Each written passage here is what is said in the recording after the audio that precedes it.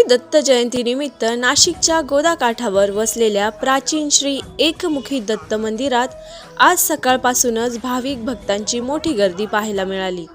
पवित्र दत्त जयंतीनिमित्त दर्शनासाठी नाशिकसह ग्रामीण भागातूनही भक्त मोठ्या संख्येने दाखल झाले।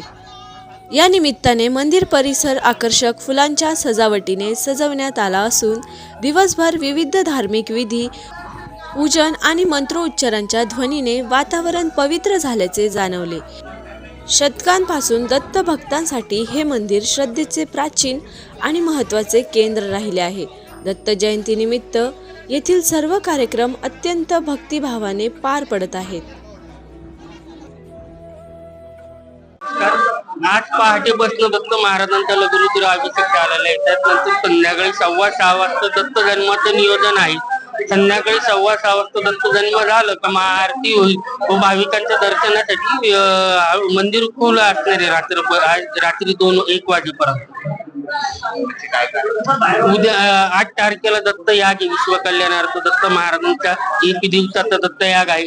त्यानंतर 12 तारखेला महाप्रसादाचा कार्यक्रम आहे। 13 तारखेला सत्यदत्त महापूजा आणि कुलदेवतेचा गोंधळ असा कार्यक्रम होऊन उत्सवाची सांगता होईल।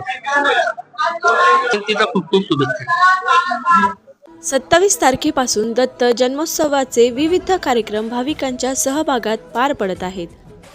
8 तारखेला दत्त याग तर 12 तारखेला महाप्रसाद व भंडाऱ्याचे आयोजन करण्यात आले असून सर्व भाविक भक्तांनी या धार्मिक कार्यक्रमाचा लाभ घ्यावा असे आवाहन मंदिर व्यवस्थापनेतर्फे करण्यात आले आहे। दत्त जयंतीमुळे गोदाकाठावरील परिसर भक्तिभावाने उजळून निघाला असून दिवसभर भक्तांच्या गर्दीने उत्साहाचे वातावरण पाहायला मिळाले। आरबी न्यूजसाठी पांडुरंग भांगरे, मोखाडा।